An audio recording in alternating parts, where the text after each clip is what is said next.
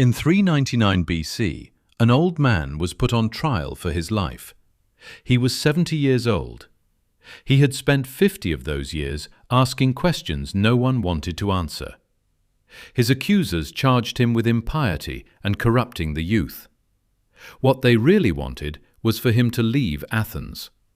They gave him every chance to escape. He refused. He drank the hemlock himself. His name was Socrates. He wrote nothing. He left no texts, no treatises, no manuscripts. Everything we know about him comes from his students, and yet he is considered the founder of Western philosophy. He was born around 470 BC in Athens, the son of a stonemason and a midwife. He was, by most accounts, not conventionally attractive. A broad, flat nose, bulging eyes, a stocky build that made him look more like Silenus than an Athenian hero. He wore the same cloak regardless of season. He went barefoot. He was poor. And he spent every day walking through the agora of Athens, talking to whoever would stop.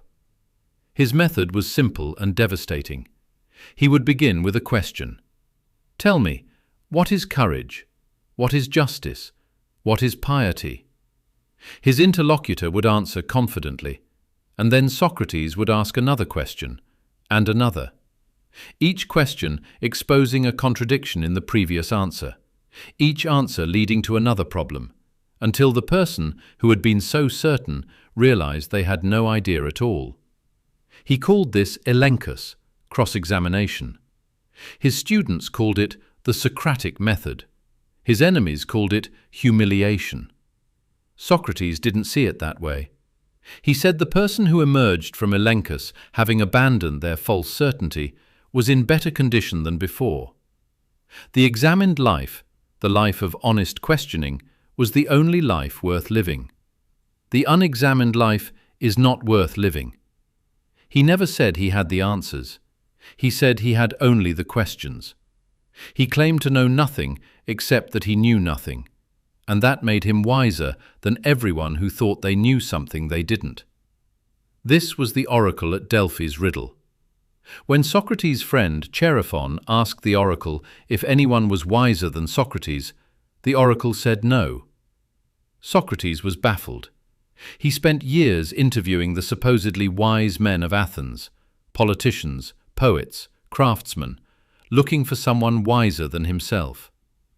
What he found was that each of them knew something useful within their narrow domain, but believed this knowledge extended to everything.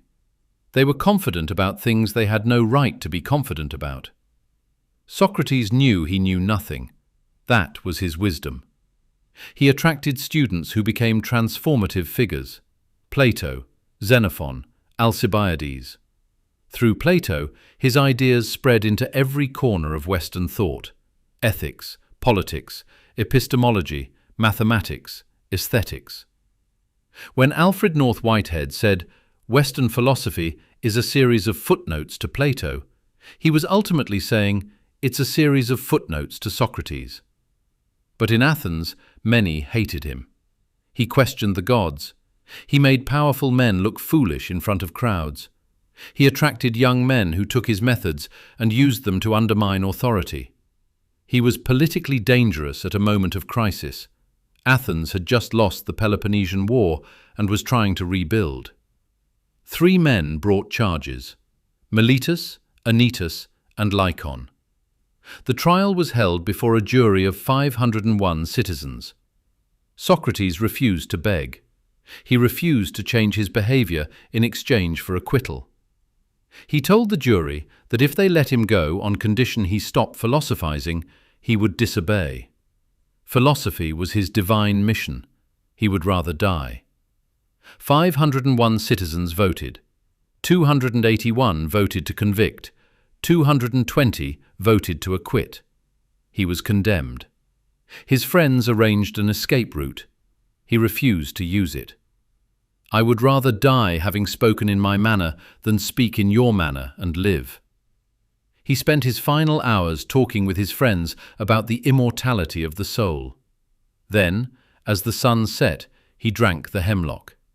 His students wept. He told them not to. He died as he lived, questioning, unafraid, on his own terms. What did Socrates teach us? He taught us that certainty is the enemy of wisdom, that the person who has never questioned their beliefs is the most dangerous kind, not to others, but to themselves. He taught us that asking good questions is more valuable than having good answers, that the purpose of thinking is not to arrive at comfortable conclusions, but to get closer to truth, even when truth is uncomfortable. He taught us that virtue is knowledge and vice is ignorance, that no person does evil knowingly. They do it because they don't understand what goodness actually is. To know the good is to do the good, he believed. The problem was never willpower, it was understanding. And he taught us something about courage that no battle ever could. Real courage isn't charging at an enemy. It's sitting with the question when the answer terrifies you. It's refusing to live a lie, even when the lie would save you. He who is not contented with what he has would not be contented with what he would like to have. Socrates had nothing. He left nothing in writing. He died penniless, convicted by a democracy he defended. And 2,400 years later, every classroom in the Western world teaches by his method. He didn't need to write anything down. He just needed to keep asking.